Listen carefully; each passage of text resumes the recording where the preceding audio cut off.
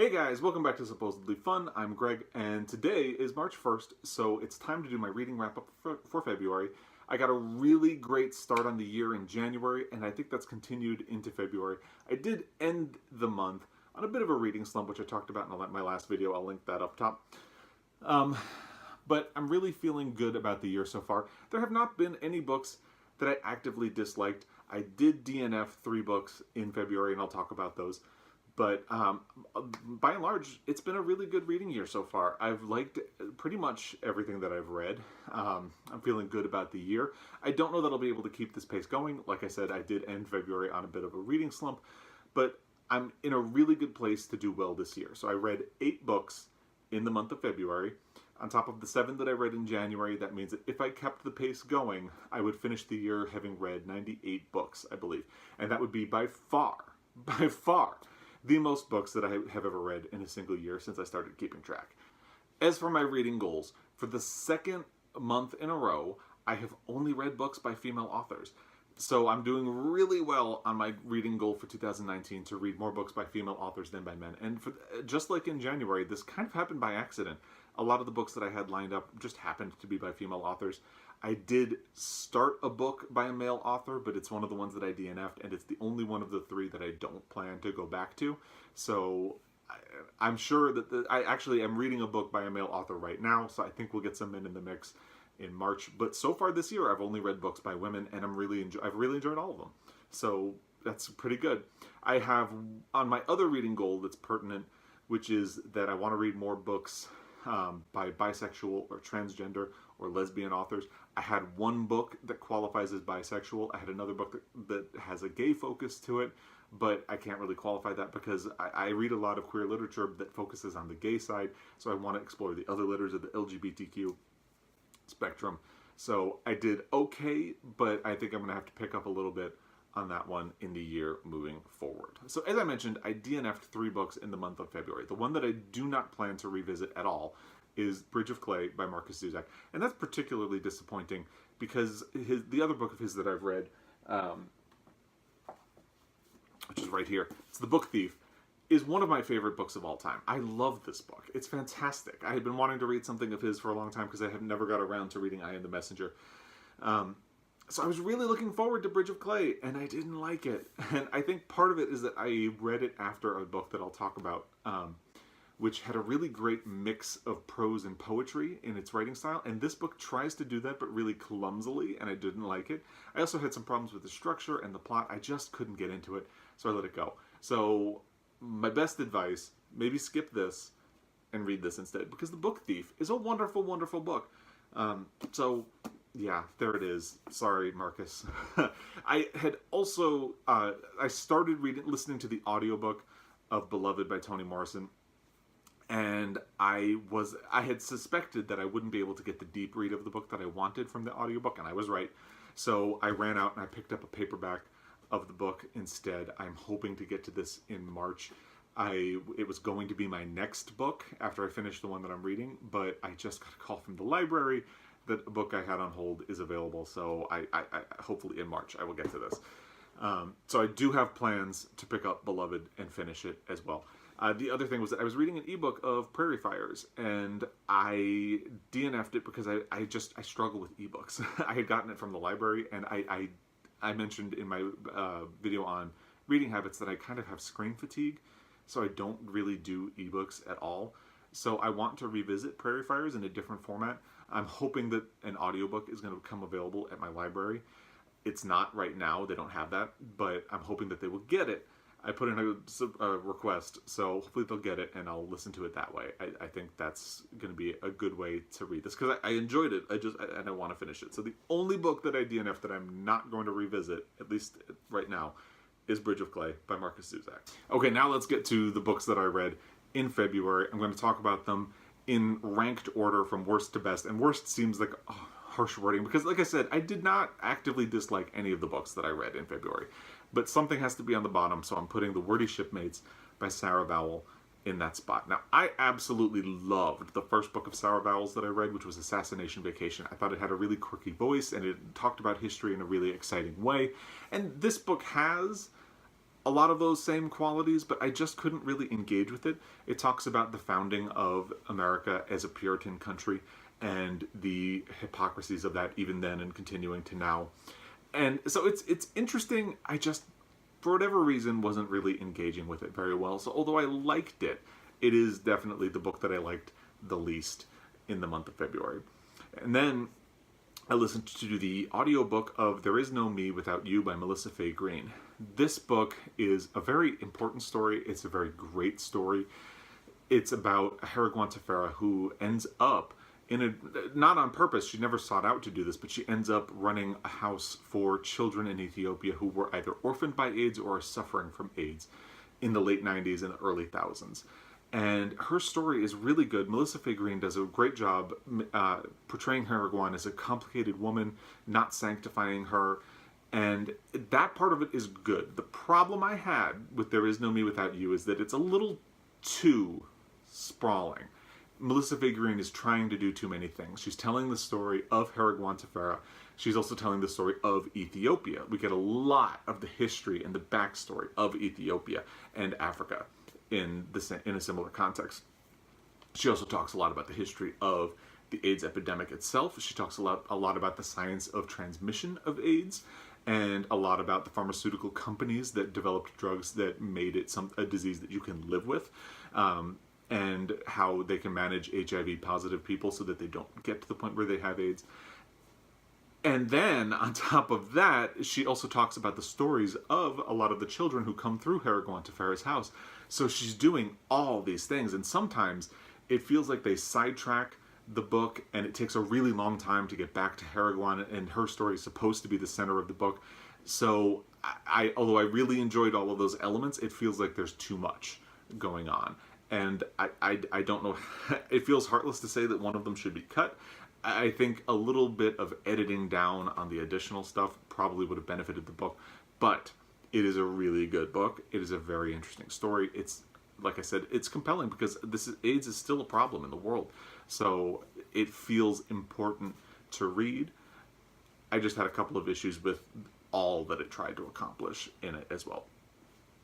And then coming in at number 6 is Mouthful of Birds by Samantha Schweblin, which is a beautiful cover that I've talked about. This is a collection of short stories. I had read a novella by Samantha Schweblin before, which is Fever Dream. I loved Fever Dream. Perhaps that set the bar really high, but I could not get into Mouthful of Birds as much as I loved Fever Dream. I think part of it is that Samantha Schweblin has a very creepy, very surreal writing style, and it works very well. She's a really good writer, even in this. But I think having that extra length in the novella, Fever Dream, made it resonate with me a lot more. When you get it in short little clips of the stories, it's harder to have as much of an impact. I enjoyed it, I like it, I recommend it, but I feel like it just didn't resonate with me the way that I wanted it to, having read Fever Dream. And so, what can you do? Coming in at number 5 is an autobiography by one of my favorite people in the world, Mary Berry, Recipe for Life. I love the Great British Bake Off. I missed her terribly when she left the show. I just absolutely adore her. So it's probably true that I was predestined to like her book. What I really liked about it is that it feels like having a conversation with her. She tells a story at some point that early on when she started writing for magazines, early in her career, she was given the advice to write as she talks because she didn't feel confident as a writer. And she definitely does that. She took that advice and she does it to splendid effect. It feels like you're having a conversation with her, or she's sitting down with you and telling her story, and that is just so goddamn charming. It comes off really well. It's not a perfect book, but it almost doesn't matter because she's just so charming that this book is enjoyable to me. It also has a lot of photos, and they're all really good to see. She's had a really interesting life. She had polio as a child. She lost one of her sons in a car accident, and she's had such an accomplished career. She had a career at a time when women did not really have careers. They were expected to get married and have families and have that be their life, and that was never her life. So this book is very interesting. Not perfect, but it's just so enjoyable to read because her personality jumps off the page. It's really wonderful. And then coming in at number 4 is The Terrible by Ursa Daly Ward.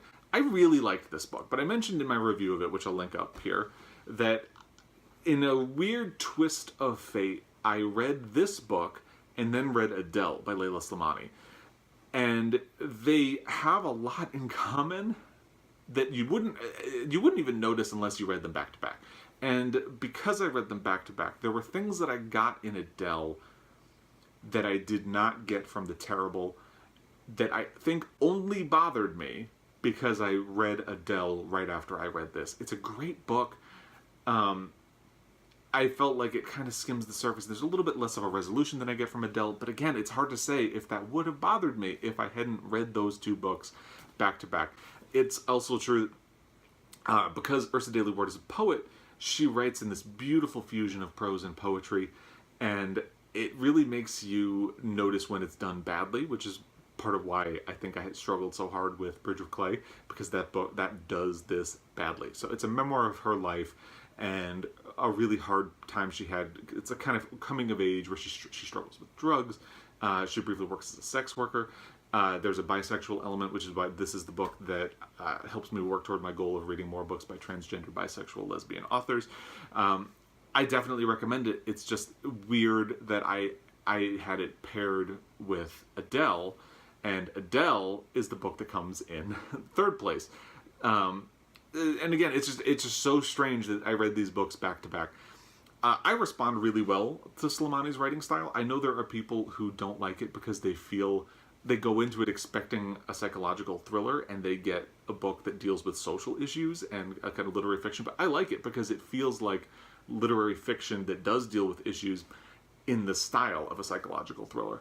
So I think if you go into it expecting a psychological thriller, you might be disappointed. But if you go into it knowing that it's going to have those thriller elements but talk about heavier and deeper things, you're going to be fine. So, like with The Perfect Nanny, this has that same structure, but it follows a woman who seems to have the perfect life from the outside. She has a great husband, she has a young child, they have money, things are going well, they live in Paris, but she keeps going out and seeking out sex and hookups, and her life is teetering on the brink of collapse. It's a very compelling book. It's kind of brutal. It builds a big sense of dread around it. It's just, to me, it was spellbinding. I really enjoyed it a lot. So, there you go. Adele by Leila Slimani. Coming in at number 2 is an audiobook that I listened to, Unsheltered by Barbara Kingsolver. And really quickly, Barbara Kingsolver actually narrated the audiobook. And she does a really good job with that. So I would recommend the audiobook. Kingsolver's writing has always had a socially conscious slant to it. Unsheltered is certainly no exception. Lately, she has also been getting very heavily into issues surrounding the environment, and this is in that wheelhouse as well. What I really like about Kingsolver is that she gets at these issues without 100% feeling like she's just beating you over the head with a theme. She does it in this case by telling the story of Willa Knox, who is a 50-something woman who was a journalist who was recently laid off. Her husband is a professor who has had to take a job at a university that's a big step down for him, given the career that he's had and the kind of celebrity he's had as an academic in his field. So basically, they did everything right. They did everything that a couple is supposed to do, but they've ended up penniless and living in a house that they inherited that is literally on the brink of falling apart. And they also live with her father-in-law, who is dying, and their 2 children who are in their 20s and just have no prospects. They've graduated from college, they have massive amounts of debt, and they have to take these. One of them is trying to get an app going, and the other one is working in kind of menial jobs, even though she's really smart. And she's also living with her new grandson, who has ended up in her care while her son tries to get his app going and deals with the grief of his... They were not married, but they lived together. But she committed suicide, and he's dealing with the grief, so the baby ends up in Willa's care. And it tells their story, and it just goes into all the ways in which right now it's so hard to achieve something, it's so hard to make money and have health insurance. It deals very heavily with the current political climate without being very specific. There is a political candidate in the book who's clearly a stand-in for Donald Trump. There's another political candidate who's clearly a stand-in for Bernie Sanders. They don't talk as much about any other political candidates, so there's really no Hillary Clinton stand-in. But and the father-in-law is a huge fan of the Trump-like candidate and listens to like Fox News whenever he can. So you get at that. You also get at the fact that health insurance is such a struggle because they have this grandfather who's dying and they can't afford to take care of him. It's really well done. It's very stressful because if you're dealing with a lot of these issues or have dealt with any of these issues, it really made me feel stressed as I was reading it because it does such a great job capturing this moment in time and how difficult it is to get ahead and how it feels like everything is stacked against you. There's another plot line in the book. I don't feel like they 100% connect to each other, so I didn't actually give this book 5 stars. But I really loved it, and I've been thinking about it ever since I read it. That second storyline is about a teacher who lives in the same house that Willa lives in now, the one that's falling apart. And it's, oddly enough, it's falling apart even in the 1880s when that other storyline is set. So how this house managed to go from person to person to person, generation after generation, to the point where Willa lives in it, is it kind of makes you want to check your mind at the door. Because if the house is falling apart in the 1880s, how is it still standing but falling apart in the present day? But anyway, that storyline is about a teacher who causes a bit of a scandal and gets embroiled in controversy in the town because he teaches evolution and he believes evolution. Although I don't think these stories fit together very well, I think they do a really great job pointing out ways in which society has been stuck in these repetitive loops that aren't really great for a very long time. And the controversies around evolution in the 1880s feel like controversies that still exist today. Evolution is still a controversial subject for a lot of people in a lot of ways. So it talks about the ways it's so hard to get out of those loops, which is really interesting. And that's reflected in the multi-generational conflicts within Willa's storyline, because she talks to her daughter. Her daughter is kind of like a Bernie Sanders progressive person who believes that we need to blow up the current structure in the world and try to do something different. And Willa is kind of stuck in the way we've traditionally thought about society. So there's a push and a pull that's really fascinating and portrayed very well by Barbara Kingsolver. I really enjoyed it. I would recommend the audiobook. Again, it's a very good book. It feels important and urgent if you can get past the stress. Because like I said, it did feel a little too real, a little too close to home in a lot of parts. But that's Unsheltered by Barbara Kingsolver, a great book. And then, of course, I've talked about my #1 book for the month a lot already because I added it to my favorite books of all time. On Goodreads, it's The Gift of the Body by Rebecca Brown. This follows a home care worker in the early 1990s. This book was published in 1994 as she cares for people dying of AIDS at the time. It's a very smartly structured book. I've talked about it other places. I'll link to them up top. So I won't spend a lot of time on it now, but this is something I would definitely recommend. It is still in print. You might have to special order it from your local bookstore, but please read it. It's very smart. I love the structure of it. It feels impersonal at first, and then you realize that it feels impersonal because that's a defense mechanism for the home care worker. And of course, as the book progresses, those walls that she has built come crashing down, and she starts to feel emotionally burned out. It is a slim novel. It is only about 150 pages. It's just wonderful. It's really good. Please check it out. I love it. So that's what I read in the month of February. Is there anything that you read that you really liked or would recommend? I am starting out March by reading Leading Men by Christopher Castellani. This is looking like the first book by a male author that I will finish in 2019. This book is about Tennessee Williams and his male lover in Italy in the 1950s. It tells a little bit of their story. It then tells 10 years after this story in 1953, it tells the story of the lover who is now dying of cancer. And then in the present day, it tells the story of a fictional woman who gets tangled with them in that 1953 plotline. So it's 3 different storylines about and relating to Tennessee Williams. And I am roughly 50 pages in. It's really good so far. It does a lot of really smart things. I can't wait to finish this. Can't wait to talk to you about it. Once I finish this, I have to do that library book, and then I'm hoping to get to Beloved after that. So I'm already lined up for March. Please tell me what you're lining up and planning to read. If you have read any of these books that I read in February, please let me know.